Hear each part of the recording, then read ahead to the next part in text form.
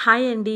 ఒక్కసారి నేను చూపిస్తున్న విధంగా సొరకాయ హల్వా చేసుకొని తినండి. మీకు సూపర్‌గా నచ్చుతుంది. అంత బావుంటుందండి. నేను చెప్పిన కొలతలతోనే చేసుకోండి. చాలా బాగా వస్తుంది.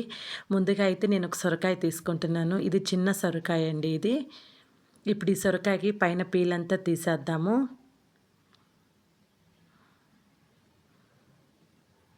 ఇప్పుడు నేను వీడియోలో చూపిస్తున్న విధంగా మధ్యగా కట్ చేయండి. ఇప్పుడు లోపల గింజలు ఉంటాయి కదా! ఆ గింజ భాగానంతా తీసేద్దాము. ఎందుకంటే ఈ గింజలు వేసి చేయడం వల్ల సొరకాయ రాదండి. సొరకాయ హల్వా. కాబట్టి మనం లోపలుండే గింజ భాగానంతా తీసేయాలి. మెత్తగా దూదిలాగా ఉంది కదండీ! ఆ భాగం అంతా తీసేయాలి. నేను చూపిస్తున్నాను చూడండి. ఆ విధంగా తీసేసేయండి. అన్నిటిని ఇలాగే కట్ చేసి పక్కన పెట్టుకుందాము. ఇప్పుడు వీటినైతే మనం తురుముకుందాం రండి. ఈ నాలుగిటిని మనం చక్కగా అయితే తురిమేద్దాము. నాకు తురిమితే ఎంతొచ్చిందో చూపిస్తాను రండి.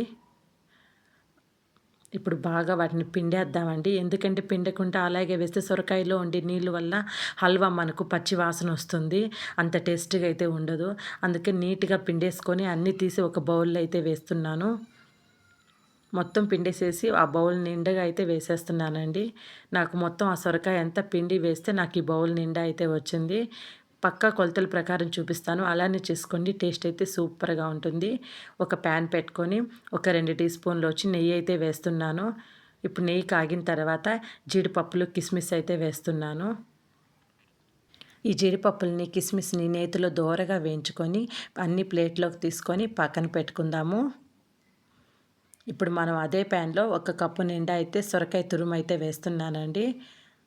నాకైతే కరెక్ట్‌గా కప్పు నిండా అయితే వచ్చింది తురుము. ఇప్పుడు బాగా నేతిలో అయితే మనం దోరగా అయితే ఫ్రై చేసుకుందాము.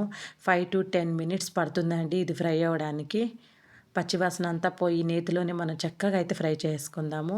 ఇప్పుడైతే ఒక ముక్కాలు కప్పుకైతే నేను పాలైతే పోస్తున్నానండి. కాచి చల్లార్చిన పాలు. పచ్చి పాలైనా తీసుకొని పోసుకోవచ్చండి. ఎందుకంటే మనం బాగా ఉడకబెడతాం కాబట్టి. ఇప్పుడు బాగా సొరకాయ అయితే నీకు చక్కగా అయితే ఉడికిపోతుంది పాలల్లో. ఇలా దగ్గరకొచ్చేసిన తర్వాత ఒక అరకప్పు అయితే నేను చక్కెర అయితే వేస్తున్నాను. అరకప్పు అయితే పర్ఫెక్ట్‌గా నాకు సరిపోయిందండి. తీపి ఎక్కువ తినే వాళ్ళకి ఇదైతే సరిపోతుంది. తీపి తక్కువ తినే వాళ్ళకైతే కాలు కప్పు అయితే వేసుకోండి.